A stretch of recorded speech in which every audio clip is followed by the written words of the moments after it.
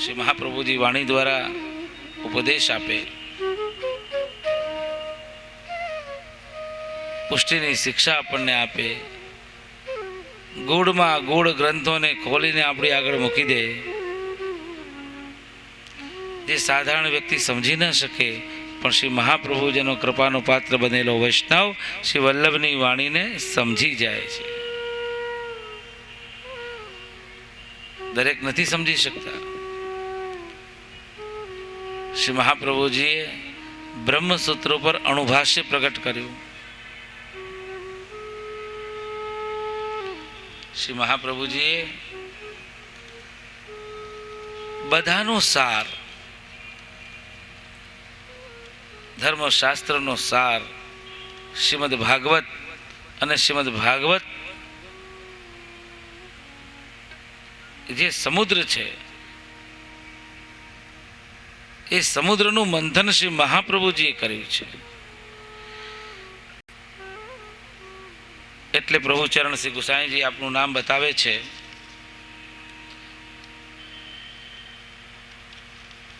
શ્રી ભાગવત પીયુષ સમુદ્ર મથન ક્ષમાય નમઃ. શ્રી ભાગવત પીયુષ સમુદ્ર મથન ક્ષમાય નમઃ. શ્રી ભાગવત પીયુષ સમુદ્ર મથન ક્ષમાય નમઃ. શ્રી ભાગવત પીયુષ સમુદ્ર મથન ક્ષમાય નમઃ. શ્રી ભાગવત પીયુષ સમુદ્ર મથન ક્ષમાય નમઃ. શ્રી ભાગવત પીયુષ સમુદ્ર મથન ક્ષમાય નમઃ. શ્રી ભાગવત રૂપી અમૃતના સમુદ્રનું મંથન કરવાની જેમનામાં ક્ષમતા છે એવા શ્રી મહાપ્રભુજીને આપણે નમન કરીએ છીએ. શ્રી ભાગવત રૂપી પિયુષ એટલે સમુદ્ર. શ્રી ભાગવત રૂપી અમૃતના સમુદ્રનું મંથન કરવાની જેમનામાં ક્ષમતા છે, સામર્થ્ય છે એવા શ્રી મહાપ્રભુજી છે. શ્રીમદ ભાગવતજી ઉપર અનેક આચાર્ય મહાનુભાવોએ ટીકાઓ લખી, અનેક વિદ્વાનોની ટીકાઓ છે. શ્રીમદ ભાગવત વેદવ્યાસજીની અંતિમ કૃતિ છે. અનેક પુરાણોની રચના વેદવ્યાસજીએ કરી પણ મનમાં શીતલતા ન મળી. નારદજી પધાર્યા. નારદજીએ કહ્યું કે તમે હજી સુધી ભગવાન શ્રી કૃષ્ણની અલૌકિક લીલાઓનું જેમાં વિશેષ વર્ણન આવે એવું કોઈ રસશાસ્ત્ર, ભક્તિશાસ્ત્ર તમે પ્રગટ નથી કર્યું. એવું કોઈ શાસ્ત્ર પ્રગટ કરો કે જેમાં નંદનંદન યશોદોત્સંગ લાલિતની બાલ લીલાઓ જેની અંદર હોય, ભગવાનના જન્મની કથા હોય, ભગવાનની બાલ લીલાની કથા હોય, ભગવાનની રાસલીલાની કથા હોય, અનેક ભગવત ચરિત્ર જેની અંદર હોય એવું ભક્તિ શાસ્ત્ર તમે પ્રગટ કરો. એ શાસ્ત્રનું તમે દર્શન કરો, તમે સમાધિ લગાવો. વેદવ્યાસજીએ સમાધિમાં દર્શન કર્યું એટલે ભાગવતજીની સમાધિ ભાષા થઈ. વેદાહ કૃષ્ણ વાક્યાની વ્યાસ સૂત્રાણી ચૈવહી સમાધિ ભાષા વ્યાસષ્ટમ પ્રમાણમ ચતુષ્ટયમ. આ 4 પ્રમાણ છે. વેદાહા વેદ, 4 વેદો આવી ગયા એની અંદર. કૃષ્ણ વાક્યાની, કૃષ્ણના વાક્ય, જ્યાં શબ્દ આવે ભગવાન વાચ, કૃષ્ણ વાક્ય. વ્યાસ સૂત્રાણી, વ્યાસજીના સૂત્રો, બ્રહ્મસૂત્રો. અને સમાધિ ભાષા એટલે શ્રીમદ ભાગવત એ પ્રમાણ છે.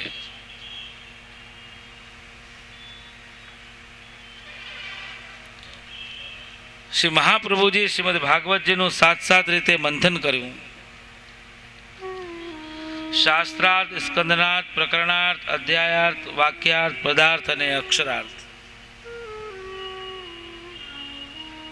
જેમ દેવતા અને દાનવો મળીને સમુદ્રનું મંથન કર્યું, શ્રીમદ ભાગવતજીમાં કથા આવે છે.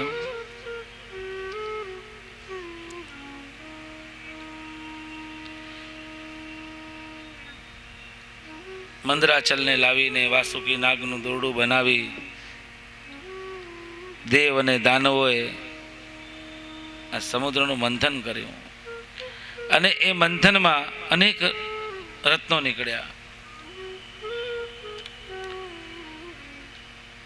અને પછી આખરમાં અમૃતનો કળશ લઈ ધન્વંતરીજી પ્રગટ થયા. હવે અમૃતને પ્રાપ્ત કરવાના માટે દેવ અને દાનવો વચ્ચે યુદ્ધ થયું. અમૃત સ્વર્ગલોકમાં છે. જ્યારે સુખદેવજી મહારાજ શ્રીમદ ભાગવતજીની કથા પરીક્ષિત રાજાને સંભળાવવા માટે તત્પર થયા, તે વખતે દેવતાઓ અમૃતનો કળશ લઈને ત્યાં આવ્યા અને કહ્યું કે મહારાજ, આ રાજા પરીક્ષિતને આ અમૃત પાન કરાવી દો એટલે એનું મૃત્યુ સુધરી જશે, ઋષિનો શ્રાપ મુક્ત બની જશે અને એની જગ્યાએ આ કથાનું જે અમૃત છે એ અમને લોકોને કરાવો. સુખદેવજી મહારાજ વિચાર કરવા લાગ્યા કે આ ક્યાં કાચ અને ક્યાં હીરો, ક્યાં પિત્તળ અને ક્યાં સોનું.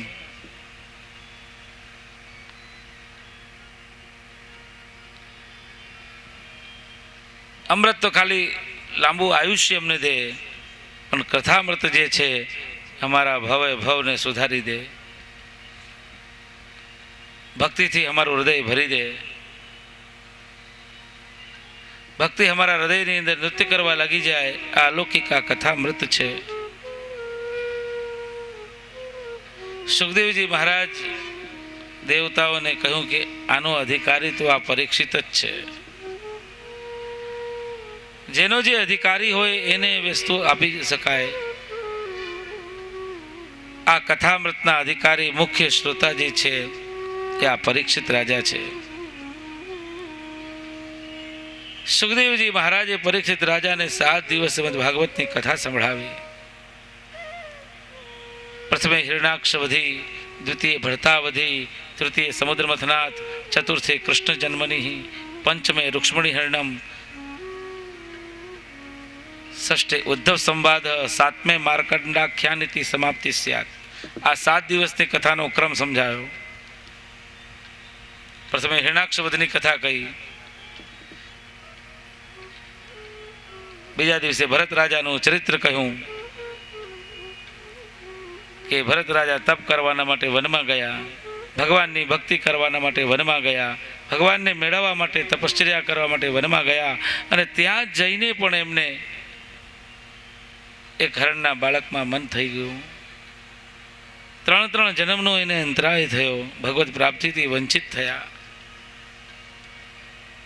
ભગવત ભજન કરવામાં પણ કેવા કેવા અંતરાયો આવી જતા હોય છે એ કથા આવે. દ્વિતીય ભરતાવધી, તૃતીય સમુદ્ર મંથનાથ, ત્રીજા દિવસ આ સમુદ્ર મંથનની કથા. જેમ છાછનું મંથન કરીએ અને નવનીત નીકળે, એમ શ્રીમદ ભાગવતનું મંથન ના દેવતાઓ ના દાનવો કરી શક્યા. એ તો શ્રીમદ મહાપ્રભુજીએ જ કર્યું. બીજા કોઈ વિદ્વાનમાં સામર્થ્ય ન હતું કે આ શ્રીમદ ભાગવતનું મંથન કરી શકે. શ્રીમદ વલ્લભાચાર્ય મહાપ્રભુજીએ શ્રીમદ ભાગવતનું મંથન કર્યું અને સ્વયં એકલાએ મંથન કર્યું. 7 રીતે મંથન કર્યું અને મંથન કરીને નવનીતના રૂપમાં શ્રી સુબોધનીજી આપણને પ્રગટ કરીને બતાવ્યા. એટલા માટે તો શ્રી હરાય મહાપ્રભુજી કહે છે, ના શ્રિતો વલ્લભાધીશો ન ચ દ્રષ્ટા સુબોધિની, ના રાધી રાધિકા નાથો વૃથા તજન્મ ભૂતલે. ના શ્રિતો વલ્લભાધીશો, જેને શ્રી મહાપ્રભુજીના યુગલ ચરણ કમલનો દ્રઢ આશ્રય જેને કર્યો નથી, ન ચ દ્રષ્ટા સુબોધિની, જેને સુબોધિનીજી પણ જોયા નથી, અને ના રાધી રાધિકા નાથો, રાધિકાના નાથ શ્રી કૃષ્ણ એનું પણ જેને સ્મરણ કર્યું નથી, તો શહેરાય કહે છે મહાપ્રભુજી કે વૃથા તજન્મ ભૂતલે, કે એનો જન્મ ભૂતલ ઉપર ભાર છે, એ વૃથા છે. પુષ્ટિ માર્ગી વૈષ્ણવ હોય, વલ્લભનો આશ્રિત હોય, તો વલ્લભનો આશ્રિત સદા શ્રી વલ્લભનો જ દ્રઢ આશ્રય રાખવા વાળો હોય. સદા રાધિકાના નાથ શ્રી કૃષ્ણનું સ્મરણ અને રટન કરતો જ હોય, સતત સુબોધનીજીનું અવગાહન કરતો હોય અને સુબોધનીમાં ગૂઢ ભાવો સમાયેલા છે. ઘણી જગ્યાએ વૈષ્ણવો કહેતા હોય છે કે અમે ભગવદ્ વાર્તામાં સુબોધનીજીનું પઠન પાઠન કરીએ છીએ. ઘણી સારી વાત છે, પણ સમજાય છે? બહુ નથી સમજાતું. જે તાળાની જે ચાવી હોય એ ચાવીથી ખોલીએ તો એ તાળું ખુલે. સુબોધનીજીને સમજવું હોય તો સર્વોત્તમ જોઈએ, સર્વોત્તમજીનો આશ્રય જોઈએ, શ્રી મહાપ્રભુજીનો આશ્રય જોઈએ, શ્રી વલ્લભ નામનો આશ્રય જોઈએ. અને સર્વોત્તમજીનો દળ આશ્રય તમારો છે. તમે સર્વોત્તમ સ્તોત્રનો પાઠ કરો છો, જપ કરો સતત, અને એ તદુક્તમ અપી દુર્બોધમ, અને દુર્બોધ જેટલું છે એ બધું સુબોધ થઈ જશે. સરળતાથી તમે સમજી શકશો. ઘણી વખત એવા બધા પ્રસંગો બનેલા છે. એવા વૈષ્ણવ કે જેને કોઈ પણ ગ્રંથ કે સંસ્કૃત વાંચતા પણ નહોતું આવડતું, ત્યારે એને કહ્યું કે આ બધા મહાપ્રભુજીના ગૂઢ ગ્રંથોને હું ક્યારે વાંચું, ક્યારે સમજી શકીશ? ત્યારે આપશ્રીએ કહ્યું કે તું સર્વોત્તમજીનો આશ્રય કર, સર્વોત્તમજીનો જપ કર, એક એક નામરૂપી મંત્રનો જપ કરો, સર્વોત્તમ સ્તોત્રનો એકાગ્રતાથી પાઠ કરો. પાઠ ખંડિત ના થવો જોઈએ. એક આસન ઉપર બેસી પ્રત્યક્ષમાં શ્રી વલ્લભની સ્મૃતિનું અનુભવ કરી શુદ્ધ ઉચ્ચારણપૂર્વક સર્વોત્તમજીનો પાઠ કરો. એમ તો 35 શ્લોકના 35 વખત પાઠ કરવાનું છે. જો એટલા ના કરી શકો, મન તમારું એમાં ન લાગી શકતું હોય, બહુ વધારે તમને લાગતા હોય, તો આટલો બધો એક શ્લોક એક પાઠ કરીએ, 35 શ્લોક બોલીએ, 35 શ્લોક બોલીએ તો કેટલો સમય લાગે? અને એમાંય તમે કહો છો કે 35 વખત કરો તો અમારે આ બીજું કંઈ કામ કરવાનું નહીં, આને આ જ કરવાનું. અને કદાચ આજ્ઞાનું પાલન કરીને પાઠ કરવા બેસી પણ જાય તો મન તો એને એવું ચકડોળે ચડે, ક્યાંનું ક્યાં પહોંચાડી દે. માલા તો કર્મે ફિરે મુખ મેં નાઈ, એ મણકા ખાલી એ ફરતા જ હોય. ઘણી જગ્યાએ અમે જોયું છે જપ કરતા વૈષ્ણવને. ગૌમુખી હાથમાં નાખે એટલે વાતો શરૂ થઈ જાય ને એટલું બધું બોલે, ન બોલવાનું બોલતો હોય. બોલે કે તમે શું કરો, આ શું કરો છો? તો કે માળા કરીએ છીએ. બરાબર છે, માળા એવી રીતે થાય, પણ જપ કરવો હોય ને તો એવી રીતે ન થાય. માળા કરતાં કરતાં વાતો તમે કરી શકો, ફરતા ફરતા કરી શકો, માળાઓ ફેરવો. પણ જો તમારે જપ કરવો હોય તો તમારે એક ચિત્તથી એક આસન ઉપર બેસી કોઈનાથી પણ બોલ્યા વિના, વાત કર્યા વિના, જેનું તમે જપ કરવા જઈ રહ્યા છો એ સ્વરૂપ તમારી સામે બિરાજે છે એવી ભાવના પેલા કરો. અને એની સન્મુખમાં તમે એના નામનો જપ કરી રહ્યા છો તો એક એક મણકા ઉપર પૂરો નામનું સ્મરણ કરી, પૂરો મંત્ર બોલી, અને પછી બીજા મણકા ઉપર આંગળી મૂકો, અને ત્યાં બીજા મણકા ઉપર આખો મંત્ર બોલો, અને પછી આંગળી મૂકો. એમ ધીમે ધીમે કરી તમે એ જપ કરો. નેત્રોને બંધ રાખો, કોઈની સાથે વાત ન કરો. એક આસન ઉપર પૂર્વાભિમુખ અથવા ઉત્તરાભિમુખ તમે બેસી જાઓ. વલ્લભ સામે મહાપ્રભુજી બિરાજે છે એ ભાવના રાખો. મનને સ્થિર કરો અને મનને એમાં પૂર્ણ રૂપે લગાડીને તમે એ જપ કરો તો એ જપ થાય. પણ તમે ફરતા ફરતા, વાતો કરતા કરતા, ખાતા ખાતા જપ કરો એ બધી માળા કરી કહેવાય. માળા કરી, માળા કરી, માળા કરો. આપણે ત્યાં માળા પહેરવાની છે, કરીએ ને એને કહેવાય જપ, પહેરીએ ને એને કહેવાય માળા. કઈ? તો કે તુલસીની.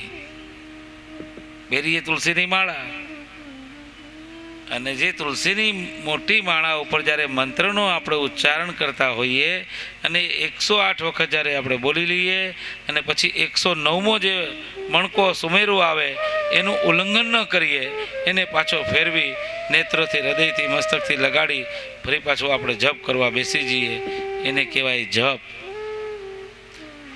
એકાગ્રતાથી કરેલું જપ એ આપણા માટે તપ છે. અને પુસ્તકમાં જોઈ ધીરે ધીરે શુદ્ધ ઉચ્ચારણપૂર્વક સર્વોત્તમજીનો જ્યારે આપણે પાઠ કરતા હોઈએ એને કહેવાય પાઠ કર્યો કહેવાય. ને મણકા ઉપરનું સ્મરણ કરીએ એને કહેવાય જપ. સર્વોત્તમ સ્તોત્રનો પાઠ પણ થાય અને સર્વોત્તમ સ્તોત્રનો જપ પણ થાય. કોઈ કે બેમાંથી એક જ કરવું જોઈએ, એવું કંઈ નથી. બે કરી શકો, પાઠ પણ કરો અને જપ પણ કરો. પણ લૌકિક અપેક્ષાઓને લાવીને કરશો નહીં, લૌકિક ઈચ્છાઓને મનમાં રાખીને ભગવત કાર્ય કરશો નહીં. આ એક અલૌકિક છે. એમાં આપણે કોઈ ઈચ્છા રાખવાની હોતી નથી. ઈચ્છા સિંહ વલ્લભ રાખે, મહાપ્રભુજી રાખે. કોને ક્યારે કેટલું શું આપવું એ મહાપ્રભુજી જાણે છે. પણ આપણે કોઈ મેળવવા માટે નહીં, કંઈ આપવાના માટે જપ કરવાનો છે.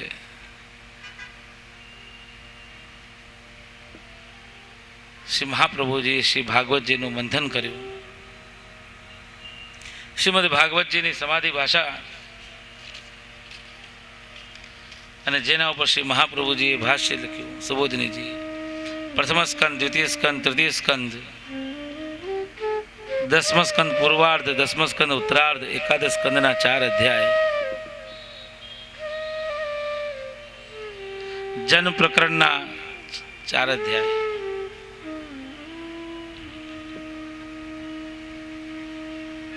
શ્રી મહાપ્રભુજી સમજાવે છે કે ભગવાન જન્મ શા માટે લે. કે જ્યારે ભક્તોને અત્યધિક દુઃખ પડે. ભક્ત કોણ?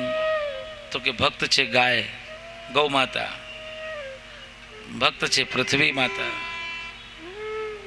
ભક્ત છે યશોદા માતા, દેવકી માતા. એમને જ્યારે દુઃખ પડે ત્યારે ભગવાનથી રહેવાય નહીં. અને જ્યારે પાપનું સામ્રાજ્ય અત્યધિક વધી જાય ત્યારે ધર્મની રક્ષા કરવાના માટે ભગવાન યુગ યુગમાં અવતાર લે.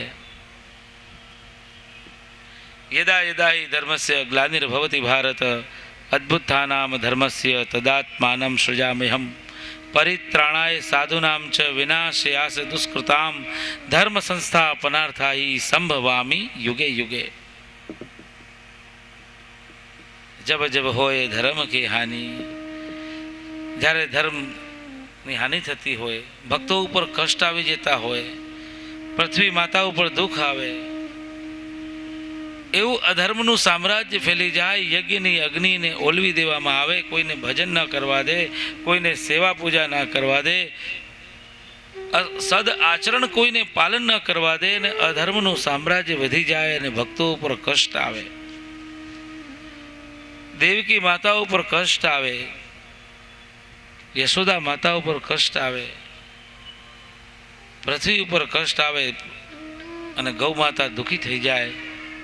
અને દુઃખી થઈને ગૌ માતા રડતી હોય અને એ જ ગૌ માતા પૃથ્વી ગૌ માતાનું રૂપ લઈને ભગવાનની પાસે ક્ષીરસાગર ઉપર જાય અને ભગવાનને પ્રાર્થના કરે કે હવે આ અધર્મનું સામ્રાજ્ય બહુ જ વધી ગયું છે, હવે આપ પધારો, આ પૃથ્વી ઉપર દુષ્ટોનું દમન કરો, ભક્તોની રક્ષા કરવો આપનું કાર્ય છે.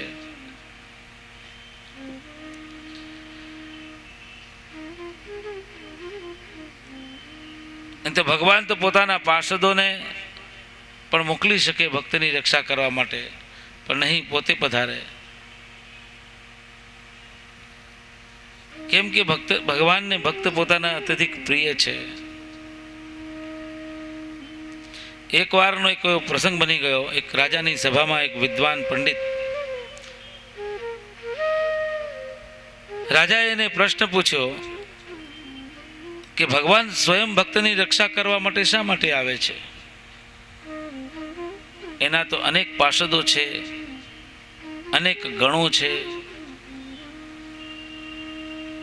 એમને કેમ નથી મોકલતા અને સ્વયં ભગવાન પોતે ભક્તિની રક્ષા કરવા માટે શા માટે આવે છે? આનો જવાબ મને તમે દો. બ્રાહ્મણ વિચારમાં પડી ગયા. તાત્કાલિક તો જવાબ નહીં, પણ મહારાજ મને 2-3 દિવસનો સમય આપો વિચારવાનો, અને વિચાર કરીને હું આપને જવાબ દઉં. બિના વિચારે જો કરે તાપી છે પછતાય, કામ બિગાડે આપનો જગમે હોય હસાય. બુદ્ધિમાન એને જ કહેવાય કે કામ કરતા પહેલા વિચાર કરે, અને મૂર્ખ એને કહેવાય કે કામ કર્યા પછી વિચાર કરે. બ્રાહ્મણે કહ્યું કે મને 2-3 દિવસનો સમય આપો વિચારવાનો, હું આપનો જવાબ આપીશ. રાજાએ કીધું ભલે. હવે પંડિતે તપાસ કરાવી કે રાજાના પરિવારમાં કોણ કોણ છે, એને કેટલા બાળકો છે, અને એ બાળકો કેટલા મોટા છે, નાના છે કે મોટા છે. નાના છે તો એને કોણ સંભાળે છે, કોણ ધ્યાન રાખે છે, બધું એને જાણી લીધું. એક દિવસ પંડિતે રાજાને કહ્યું, મહારાજ આપનો મહેલ તો નદીના કિનારા ઉપર છે, રાજઘાટ છે, જનાના ઘાટ છે, પધારો નાવમાં શેર કરવા માટે. તો કે ચાલો. રાજા નાવમાં બેસી ગયા. નાવમાં તરવાવાળા પણ બેસી ગયા, પંડિત પણ બેસી ગયો, બીજા સિપાહીઓ પણ બેઠા. અને નાવ ત્યાંથી ચાલી ત્યારે જનાના ઘાટ ઉપર થઈને નીકળી. ત્યાં રાજા શું જુએ છે કે પોતાનો એકને એક રાજકુમાર ઘાટ ઉપર રમતો હોય છે, દાસી એને સંભાળી રહી છે. રાજાના જોતાને જોતા જે દાસીએ રાજકુમારને ઉપાડીને નદીમાં નાખી દીધો. રાજાને ઘણો ક્રોધ આવ્યો. કોહો, એકને એક મારો રાજકુમાર અને ઉપાડીને નદીમાં નાખી દીધો. રાજાને બરાબર તરતા પણ આવડતું ન હતું. રાજા નદીમાં કૂદી ગયા. જેમ તેમ તરતા આવડતું હતું એમ જઈને બાળકને ઉપાડી નાવમાં આવ્યા અને બેહોશ થઈ ગયા. થોડી વાર પછી હોશ આવ્યો ત્યારે પૂછ્યું કે રાજકુમાર ક્યાં છે? વાસ્તવમાં એ રાજકુમાર ન હતો, એ રાજકુમારના આકારનું મીણનું પૂતળું હતું.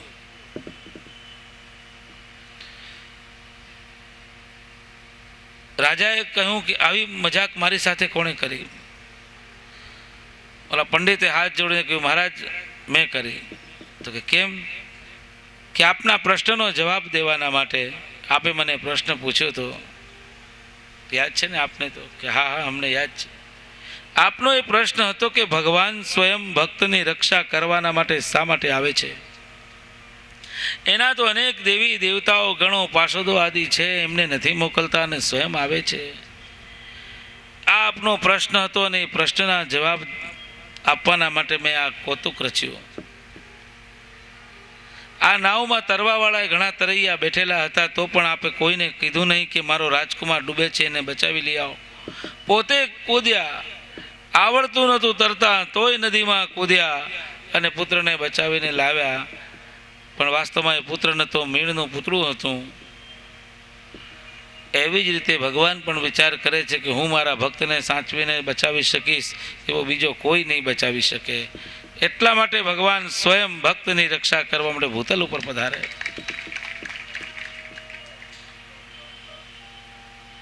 માતા દેવકીને દુઃખ છે, પૃથ્વી માતાને દુઃખ છે, ગૌ માતાને દુઃખ છે, યશોદા માતાને દુઃખ છે. અને જ્યારે જ્યારે પાપનું સામ્રાજ્ય બહુ જ વધી જાય ત્યારે ભગવાન પ્રગટ થાય અને પાપાચરણ કરવા વાળો આ કંસ છે, અધર્મનું કાર્ય કરવા વાળો કંસ છે. ક્યારે એની બુદ્ધિ વિપરીત બની જાય કહી ન શકાય. દીકરી જેવી એની બહેન, અને એ બહેનના લગ્નમાં પોતે દોડધામ કરીને ખૂબ જ ઉત્સાહથી એને પરણાવી. દેવકીનો ગર્ભ, દેવકીનું બાળક મને મારે તે પહેલાં હું દેવકીને જ ના મારી નાખું? પાપી વ્યક્તિ હોય અને પાપ કરવા જરાક પણ સંકોચ કરતો નથી કે હું કોની ઉપર હાથ ઉપાડી રહ્યો છું, કોને હું મારી રહ્યો છું, કોને હું અપશબ્દ કહી રહ્યો છું. ક્રોધ આવી જાય છે ત્યારે અજ્ઞાનતા આવી જાય, મૂર્ખતા આવી જાય અને પોતા બુદ્ધિનો નાશ થઈ જાય.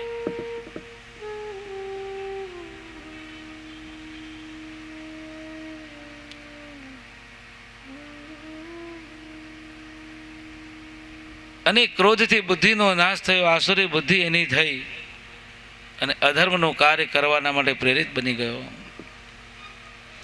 કહ્યું છે કે ક્રોધ જે છે માણસને મૂર્ખતાથી આવે અને પશ્ચાતાપ ઉપર સમાપ્ત થઈ જાય. કોઈ ક્રોધ એટલે ગુસ્સો, ગુસ્સો આવે પણ પછી એ ગુસ્સો ઠંડો ક્યારે પડે કે જ્યારે એને અફસોસ થાય, પશ્ચાતાપ થાય, ઓહો અમે ગુસ્સો ન કર્યો હોત તો સારું. ક્રોધમાં કોઈ કામ સારું થતું નથી. ક્રોધથી કાર્ય કરવાથી બીજાનું કામ પણ ખરાબ થાય અને પોતાનું કામ પણ ખરાબ થાય અને એમાં એને સુખ ના મળે, અશાંતિ અને દુઃખ જ મળે. એ થોડી વાર માટેની એની અજ્ઞાનતા છે, એની મૂર્ખતા છે, એ ક્રોધ આવે પણ એ કરવાની કોઈ આવશ્યકતા હોતી નથી. કંસને ક્રોધ આવ્યો. આજે માનવમાં ક્રોધ ખૂબ આવી ગયો. તામસતા વધતી જાય, રાજસતા વધતી જાય અને સાત્વિકતા ઓછી દેખાય. આ કલીનો પ્રભાવ, આ દુસ્સંગનો પ્રભાવ અને સત્સંગનો અભાવ. જેટલું સત્સંગ આપણને મળવો જોઈએ એટલું સત્સંગ ન મળે. જેટલો સમય આપણે ઠાકોરજીની સેવા કરવી જોઈએ એટલી સેવા આપણે ન કરતા હોઈએ. જેટલું પ્રસાદી અન્ન ભક્ષણ કરવું જોઈએ, લેવું જોઈએ, એટલું પ્રસાદી આપણે ન લેતા હોઈએ, અન્નપ્રસાદી આપણે ખાતા હોઈએ. તો જેનાથી આપણા વિચારો તામસી બને, આસુરી બને અને ભોજનમાં પણ તામસ ભોજન આપણે કરીએ તો વધારે તામસતા આવતી જાય. આપણે ત્યાં મંદિરમાં જુઓ, ઠાકોરજીને લાલ મરચું નહીં આવે, એકદમ સાદું. શ્રીનાથજીમાં તમે જુઓ, સરળ, એટલું સૌમ્ય હોય છે, બિલકુલ તીખાસ વગરનું. વધારે ખટાશ પણ નહીં, વધારે તીખાસ પણ નહીં, એવું આપણા પ્રભુને ભોગ ધરાવે. બહુ તીખું તમતમતું હોય, કદાચ જીવાના સ્વાદને લઈને આપણે ખાઈ લેતા હોઈએ તો જેવો ખાઈએ છીએ એવો તમતમતો સ્વભાવ પણ થઈ જાય આપણો.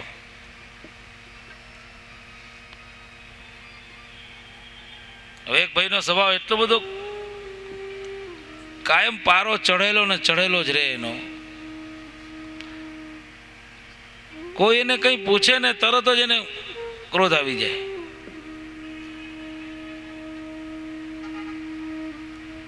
કથામાં ગયા, ત્યાં બેઠા હતા, કોઈને ખબર નહીં કે ભાઈ આનું આટલું બધું આ પારો તેજ છે. અમસ્તું પૂછ્યું, કેમ ભાઈ તમે અહીંયા બેઠા છો ને, ના ગમે તો ઊભો થઈ જાઓ. એટલે ભાઈ આ ઊભા થવાની વાત નથી, ખાલી અમસ્તું પૂછ્યું મેં, તમે અહીંયા બેઠા છો કેમ, ના ગમે તો ઊભો થઈ જાઓ, ત્યાં વયો જાઓ. અરે ભાઈ એટલું બધું બોલવાની જરૂર શું છે? વાતમાં એને એટલો બધો ક્રોધ આવી જાય. આપણા વાર્તામાં એક એવો પ્રસંગ આવે છે, એક માજી હતા,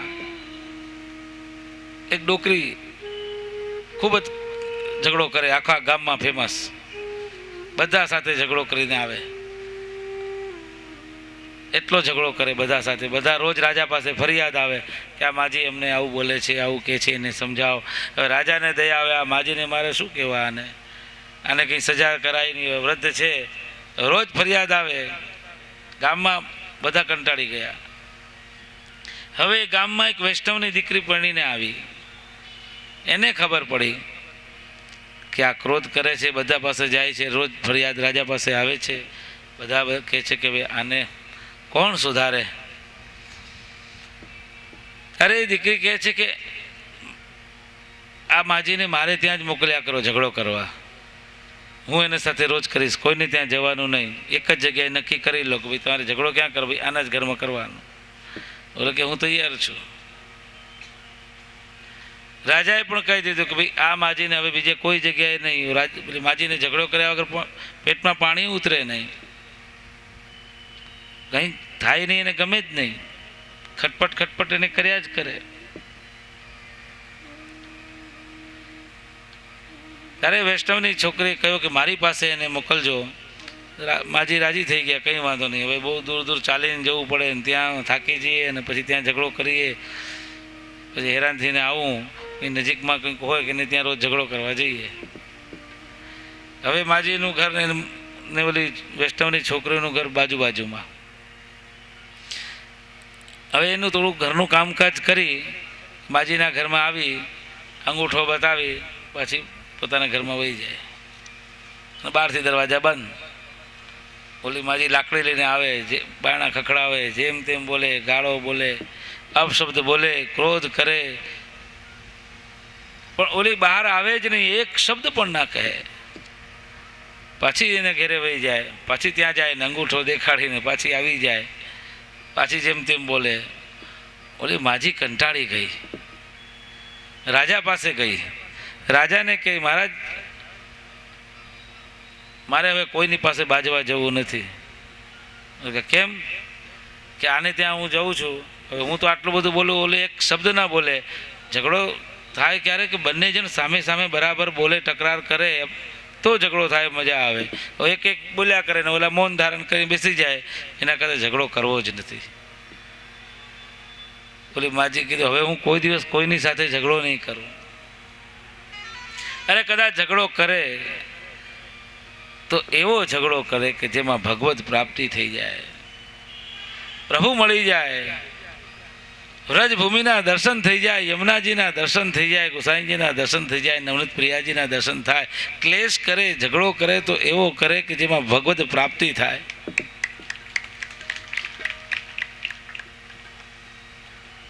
ગોસાઈજીની એક સેવકની નાનપણમાં એને બ્રહ્મ સંબંધની દીક્ષા લીધી. પછી પૂછ્યું, કૃપાનાથ હવે મારું કર્તવ્ય શું, મારે શું કરવું? ત્યારે આપશ્રી કહ્યું કે અબ તમારો કર્તવ્ય હે, જાઓ ઠાકોરજી કી સેવા કરો. ત્યારે આપશ્રી કહ્યું કે ઠાકોરજી કેવા હોય? મેં તો કોઈ દી જોયા જ નથી, મને પધરાવી દો, મને શીખવાડો સેવા કેવી રીતે કરવી. ત્યારે આપશ્રીએ શ્રી મદનમોહનલાલજી અને સ્વામીજી યુગલ સ્વરૂપે એને પધરાવી દીધું. કહ્યું કે જો આ મદનમોહનલાલજી और ये स्वामीजी.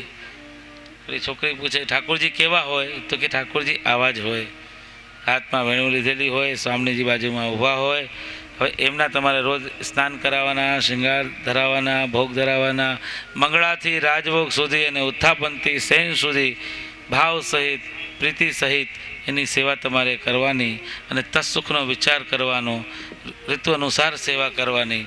ઉષ્ણકાલ હોય, ગરમી લાગતી હોય તો ફુવારા ચલાવવાના, ખસના પડદા ચલાવવાના, છિડકાવ કરવાના, અત્તર ગુલાબજલનો છિડકાવ કરવાનો, અત્તરના ફુવારા ચલાવવાના.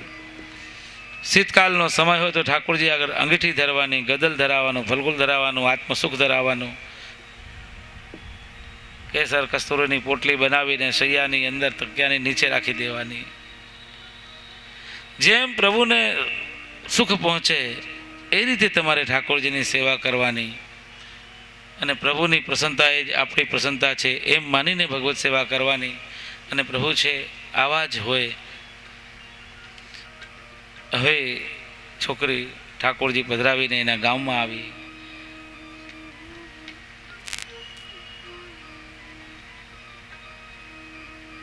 બાલ વિધવા થઈ ગઈ હતી, ઘરમાં કોઈ એના પરિવારમાં હતું નહીં. અવ્યાવૃત ભાવથી રહેતી હતી. જે અનાયાસ જે એને મળી જાય એમાં સંતોષ માનીને ભગવતી સેવા કરતી હતી. જેને થોડામાં સંતોષ ના હોય, ઘણું ઘણું મળી જાય તો એ સંતોષ ન થાય. હજી આ ઘટે છે, હજી આ ઘટે છે, હજી આ ઘટે છે, ને હજી આ ઘટે છે.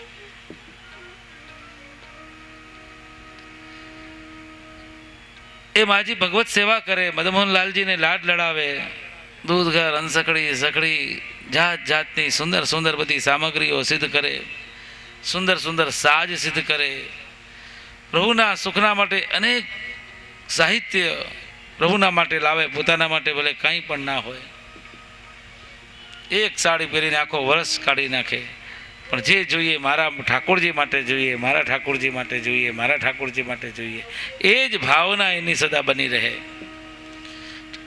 ઠાકોરજીની સેવા કરે, વૈષ્ણવની પણ સેવા કરે. સમય જતાં જતાં એ વૃદ્ધાવસ્થા આવી ગઈ. વૃદ્ધાવસ્થામાં પણ ભગવતી સેવા કરે, તનથી સેવા, જલ લઈ આવે, સામગ્રી પોતે સિદ્ધ કરે, બધું કાર્ય ભગવત કાર્ય પોતાના હાથે બધી સેવા કરે. આવતા જતા વૈષ્ણવોની પણ સેવા કરે.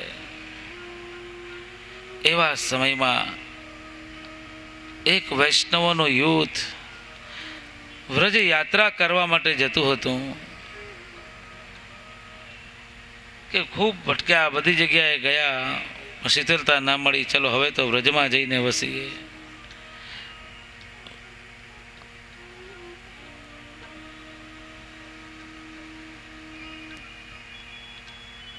યમુના પાન કરીએ, ગિરિરાજજીના દર્શન કરીએ, 84 કોસમાં ફરીએ, શ્રી વલ્લભ અને વિઠ્ઠલના દર્શન કરીએ, બ્રજનું સ્મરણ કરીએ.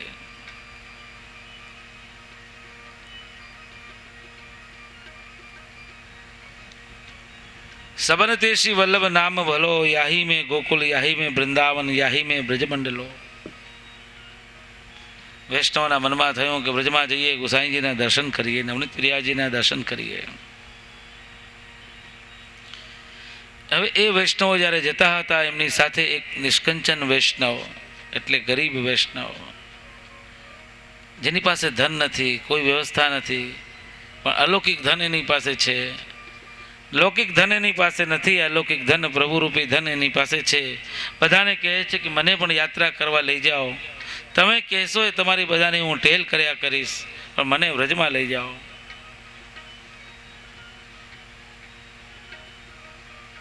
મને મારા ગુરુદેવના દર્શન કરાવો. ક્યારે પણ હું જઈ શક્યો નથી. તમે કહેશો એ તમારી બધી ટેલ હું કર્યા કરીશ. બધા વૈષ્ણવને થયું કે આ વૈષ્ણવની ભાવના ઉત્તમ છે. વ્રજના દર્શન કરવા છે, યમુના પાન કરવાની ઈચ્છા છે, ગુસાઈજીના દર્શન કરવાની ઈચ્છા છે. કીધું કે ચાલો તમે પણ અમારી સાથે. એને પાસે ઠાકોરજી રૂપી રત્ન બિરાજે, ઠાકોરજીનો સુખનો વિચાર કરે. આજે લોકો બહારગામ જાય તો ઠાકોરજીને બીજી જગ્યાએ પધરાઈને જાય. બોલો વૈષ્ણવ ઠાકોરજીને ક્યાંય મૂકીને ન જાય. જ્યાં જાય ત્યાં એના ઠાકોરજીની સાથે ને સાથે ને સાથે જ હોય. ઘણી જગ્યાએ જોઈએ છીએ લગ્ન પ્રસંગ આવે, ગામના લોકો આપણે ત્યાં આવતા હોય, જાનો આવતી હોય, બધાને જમણવાર કરતા હોઈએ, બધાની વ્યવસ્થા કરતા હોઈએ, પણ ઘરના ઠાકોરજીને બીજી જગ્યાએ પધરાવી દઈએ. કોઈ પૂછે તો કેમ? કે અમારે લગ્ન આવવાના છે ને, જાન આવવાની છે, મહેમાનો બધા આવવાના છે, બધાને પછી ક્યાં રાખવા? ભગવાન ભાર રૂપ લાગે એટલે ભગવાનને બીજે પધરાવો. દુનિયાના લોકોને ભેગા કરવા, ઘરના પ્રભુને બહાર પધરાવા, આ લોક કાર્ય. પછી કહીએ કે અમે તો ઠાકોરજીની સેવા કરીએ છીએ. વિવાહાદિષુ કાર્યેષુ વધવા સેવાર્થ માનસ. કંઈ લૌકિક કાર્ય પણ આવી પડે તો પણ ઠાકોરજીને ભૂલવું ના જોઈએ, ઠાકોરજીની સેવા છોડવી ના જોઈએ, ઠાકોરજીની આજ્ઞા લઈને લૌકિક કાર્ય કરવું જોઈએ. લગ્ન પણ આવે તો પણ બધા માટે આપણે નવા વસ્ત્ર, નવા સાજ, ઘરેણાં બનાવીએ તો આપણા ઠાકોરજી માટે પહેલાં કરાવીએ. હરી સેવા में खर्च न लागे, अपनो जन्म सफल कर मूर्ख. उदर भरन को करो रसोई, तामे भोग धरे. मीठो जल पीवन को लावे, ताते झारी भरे. अंग ढकन को चाहिए कपड़ा, तामे साज करे. જે કંઈ છે પ્રભુના માટે અવશ્ય કરો. પ્રભુને ભૂલીને લૌકિક કાર્ય ન કરો. અલૌકિકને છોડીને જો લૌકિક કરવા જાય તો લૌકિક એનું સિદ્ધ ન થાય. શ્રી હરિરાય મહાપ્રભુ આજ્ઞા કરે છે. લૌકિક કાર્ય કરવા કરતા પહેલા અલૌકિક કાર્ય, ભગવત સેવાનું કાર્ય પહેલા કરી લે. ગમે તેવો સમય આવે, પરિસ્થિતિ આવે તો પણ ઠાકોરજીને ક્યાંય પધરાવાનું નહીં. જેના ઘરમાં ઠાકોરજી બિરાજે છે, વંશ પરંપરાગત એના ઘરમાં સેવા કરે, એ સેવા કરે, એના છોકરા સેવા કરે, એના છોકરા સેવા કરે. ક્યાંય ગ્વાલ મંડળીમાં પધરાવાનો વારો ન આવે એવા સંસ્કારો આપણે આપણા બાળકોને આપીએ કે ક્યારે પણ અન્યત્ર પધરાવાનું એનું મન ન થાય. એ ઘરમાં સદા ઠાકોરજી બિરાજે. હવે નિષ્કંચન વૈષ્ણવની સેવા કરે, રાત દિવસ પોતાના ઠાકોરજીની પણ સેવા કરે. એમ કરતાં કરતાં એક ગામમાં મુકામ થયો. પછી એને વિચાર આવ્યો કે અહીંયા સ્નાન કરવા જાઉં, એટલો સમય મારા ઠાકોરજીને હું ક્યાં પધરાવું? કોઈ અજાણી વ્યક્તિ પાસે ઠાકોરજી પધરાવાય નહીં. કોઈ જાણકાર હોય, વૈષ્ણવ હોય, એને ત્યાં ઠાકોરજી પધરાવાય. તપાસ કરાવી તો ખબર પડી કે ગામમાં એક માજી રહે છે, ઠાકોરજીની સેવા કરે છે, ખૂબ જ ભાવથી સેવા કરે છે. તનુજા સેવા, વેતજા સેવા કરે છે. પ્રભુ કૃપા કરી અને માનસીનું દાન પણ કર્યું છે. ભગવત સેવામય એનું જીવન બનેલું છે. બધા સાથે જ્યારે બોલવાનું બંધ થઈ જાય ત્યારે ભગવાન સાથે બોલવાનું શરૂ થાય. જ્યાં સુધી બધા સાથે બોલ કરતા હોઈએ ત્યારે ભગવાન ચૂપ થઈ જાય કે આ તો બોલવાનું બંધ તો કરે, બહારનું આ બધું બંધ કરશે ત્યારે ભગવાન કહે છે હવે હું બોલીશ તો મારું સાંભળશે. સાંભળે પણ ક્યાં છે? ક્યારેક ઠાકોરજી કંઈક કહેતા પણ હોય, પણ આપણે વાતોમાં એટલા બધા મગ્ન બની ગયા હોય, ઠાકોરજીના શબ્દોને સાંભળી શકતા નથી.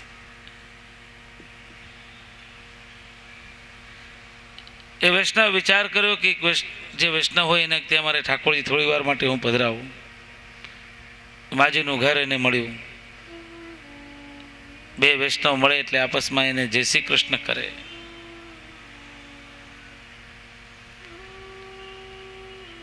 અત્યારે આપણે જુદો અર્થ કાઢી લીધો અને જય શ્રી કૃષ્ણ કરવાની રીત પણ બદલી નાખી. જાત જાતનું ભાત ભાતનું જય શ્રી કૃષ્ણ કરીએ, દૂર દૂરથી. કેમ છો ભાઈ? જય શ્રી કૃષ્ણ, મજામાં? જય શ્રી કૃષ્ણ કરવાની રીત શું? કઈ રીતે કરવું જોઈએ? બે હાથ જોડ્યા વગર જય શ્રી કૃષ્ણ થાય નહીં. કોઈને પણ તમે જય શ્રી કૃષ્ણ કરો ત્યારે બે હાથ જોડીને જય શ્રી કૃષ્ણ હૃદયથી એના હૃદયમાં બિરાજેલા પ્રભુને આપણે વંદન કરીએ, એનો જય જયકાર કરીએ. એનું નામ જય શ્રી કૃષ્ણ.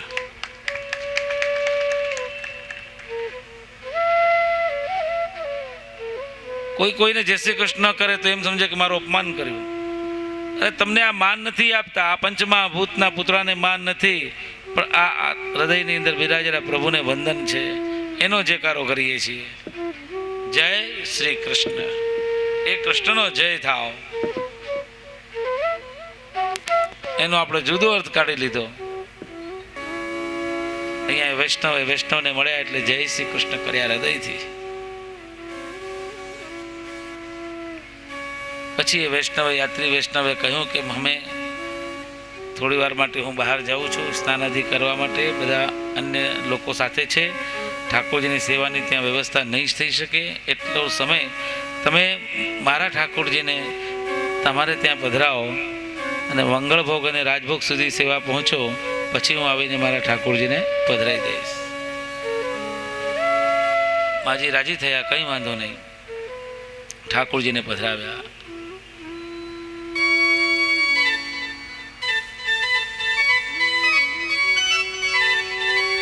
અને તે સમયે ઋતુ ચાલતી હતી, શીતકાલ, ઠંડીના દિવસો હતા.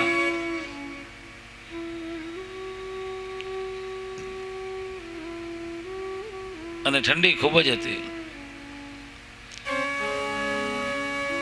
હવે માજીએ ઠાકોરજીને નિજ મંદિરમાં પધરાઈ ગઈ. હળવેકથી ઝાંપીજીનું વસ્ત્ર ખોલ્યું, ઝાંપીજીને ખોલી પ્રભુના દર્શન કર્યા.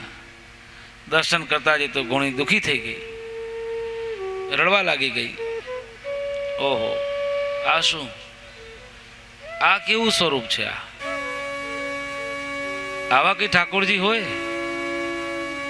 અને આવાને ક્યાં પધરાવી દીધા આ ઠંડીના સમયમાં કે હાથ પગ વળી ગયા, હાથમાં લાડવો લીધેલો છે.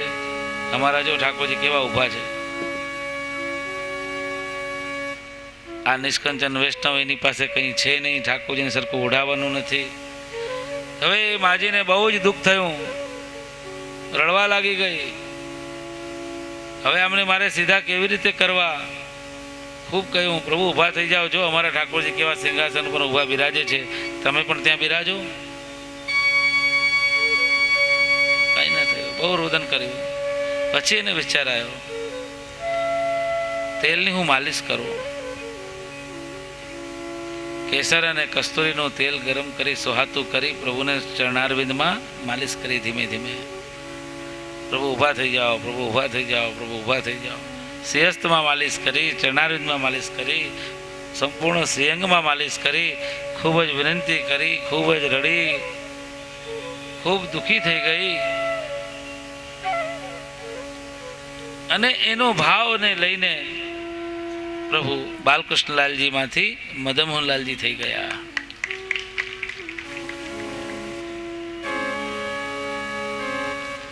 અને પછી તેને સ્નાન કરાવ્યું, અભ્યંગ કરાવ્યો, આભરણ બધા ધરાવ્યા.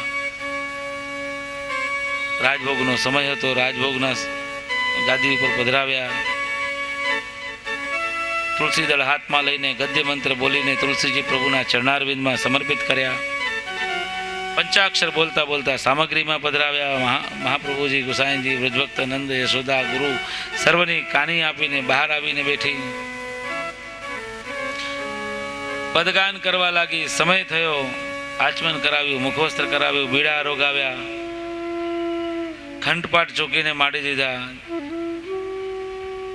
રાજભોગનો સમય, અંગીઠી આગળ ધરી. એટલામાં ઓલો વૈષ્ણવ આવી ગયો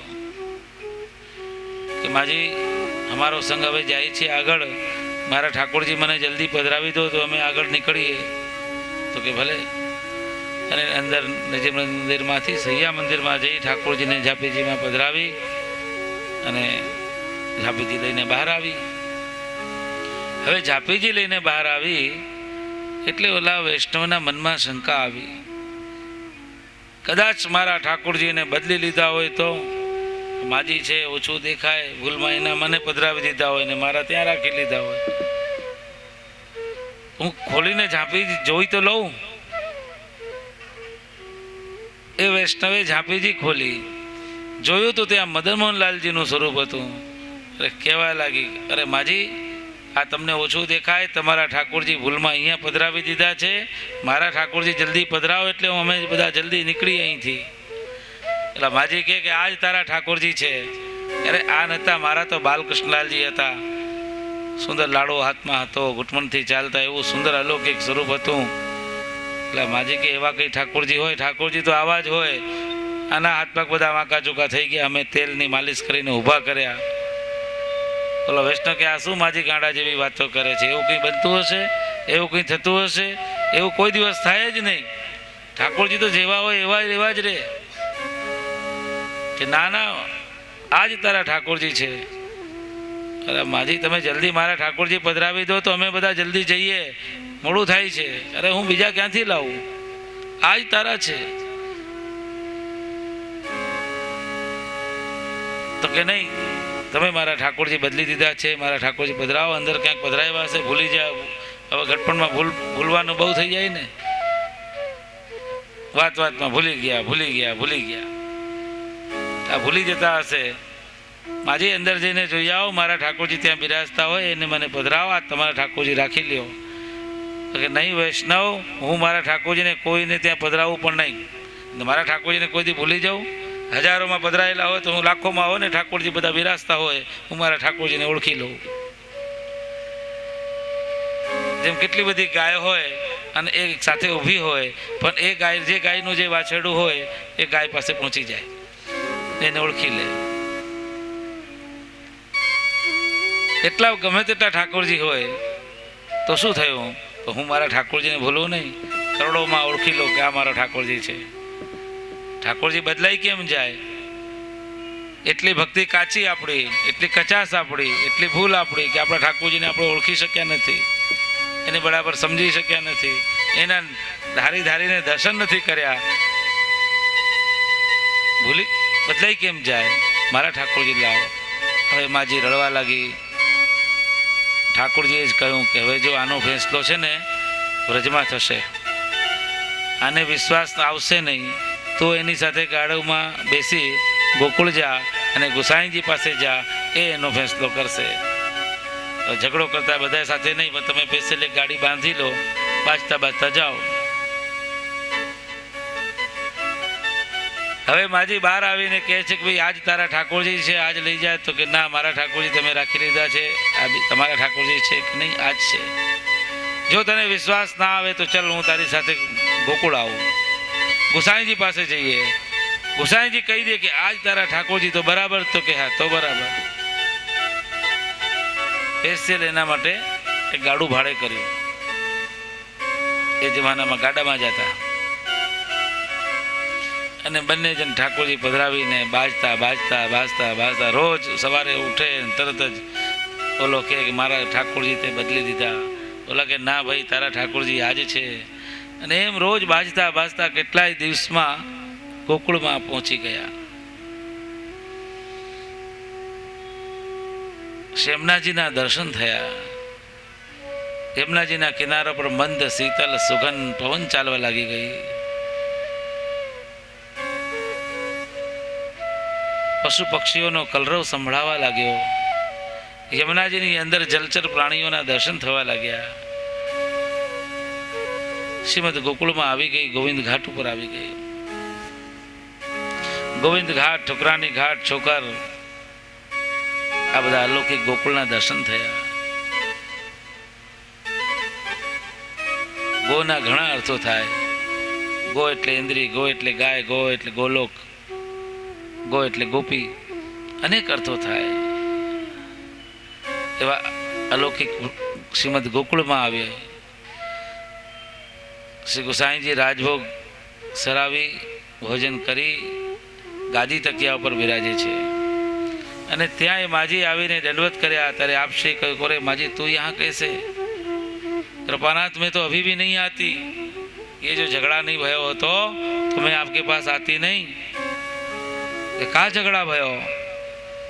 ये वैष्णव को आपने ठाकुर जी पधरा दिए, निष्कंचन को कोई सेवा बराबर करे नहीं. ठंड के दिन चल रहे हैं, हाथ पांव मुड़ गए, मैंने तेल की मालिश करके ठाड़े किए. अब ये कह रहा है कि मेरे ठाकुर जी मुझको दो, अब मैं नए कहाँ से लाऊं? जो होते वही तो मैंने दिए, तो कहाँ ठाकुर जी? ये झापी जी में झापी जी लई गुसाई जी ने आपी. आप श्री झापी जी ने अंदर पधरावी गया. झापी जी खोली. ठाकुर जी ने विनती करी कि कृपानाथ आ माजीना भावना लईने आप ठाड़ा तो थई गया, पण ओलो जे वैष्णव जेने मैं पधराव्या था ए बालकृष्णलाल હતું સ્વરૂપ નાનું, તો પાછા બાલકૃષ્ણલાલ થશો કે હવે આમને આમ જ બિરાજશો? પ્રભુ કહે છે કે હું તો હવે ઊભો ને ઊભો જ રહીશ. બહુ દિવસ બેઠા બેઠા થાકી ગયો.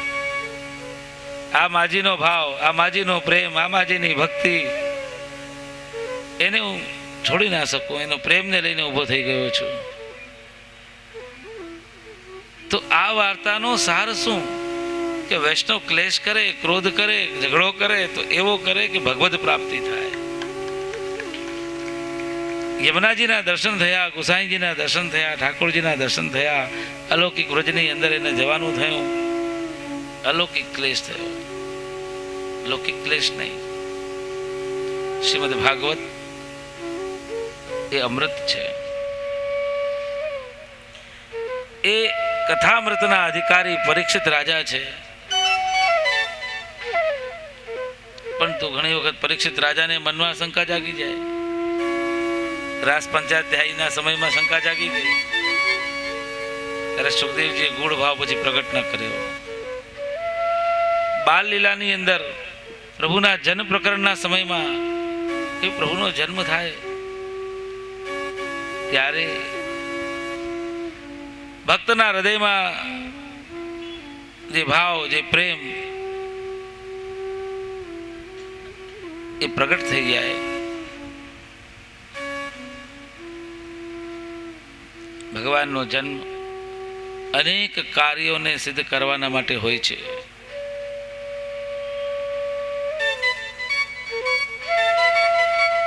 પ્રભુનું પ્રાગટ્ય કંસના કારાગૃહની અંદર વસુદેવ અને દેવકીજીને ત્યાં પૂરું થાય. વસુદેવજીના મનમાં ભગવાન પધાર્યા. દેવકીજીના હૃદયમાં પધાર્યા, શોભાયમાન થયા. દેવકીજીએ સ્તુતિ કરી કે પૃથ્વી પૃથ્વીમાં, જલ જલમાં, તેજ તેજમાં, વાયુ વાયુમાં ને આકાશ આકાશમાં પંચતત્વમાં જ્યારે લીન થઈ જાય છે ત્યારે એક આપ બચો છો, એટલે આપનું નામ શેષ પણ છે. દેવતાએ પણ આવીને સ્તુતિ કરી, સત્યમ ત્રિસત્યમ સત્યસ્ય નેત્રમ નિહિતમ ચ સત્યમ સત્યાત્મકમ ત્વામ શરણમ પ્રપન્નાહ, કે આપ ત્રિકાલા બાધિત સત્ય સ્વરૂપ છો. બ્રહ્મા વિષ્ણુ મહેશ બધાએ આવીને ભગવાનની સ્તુતિ કરી પોતપોતાના સ્થાનમાં ગયા. ભગવાન ચતુર્ભુજ સ્વરૂપથી દર્શન આપે, શંખ ચક્ર ગદા પદ્મ ધારણ કરેલું છે. પણ યશોદા દેવકીજીને તો બાળકના રૂપમાં જોવા છે, સ્નેહ કરવું છે, સ્તનપાન કરાવવું છે.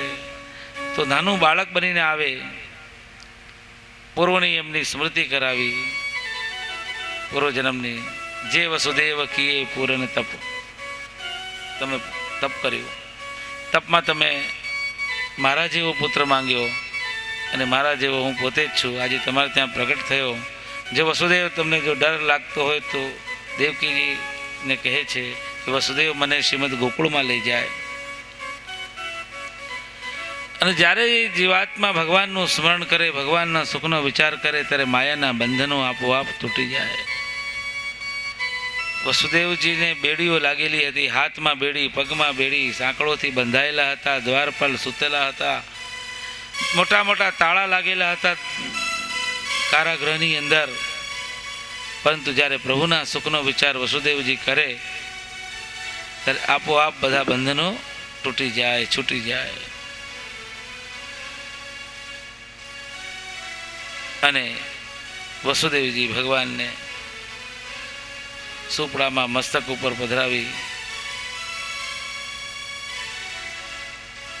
કંસના કારાગૃહથી શ્રીમદ ગોકુળ તરફ જાય. રસ્તામાં યમુનાજીમાં થઈને પધારે. યમુનાજી ભગવાનના ચરણ સ્પર્શ કરવા પધારે, શેષનાગ છાયા કરે.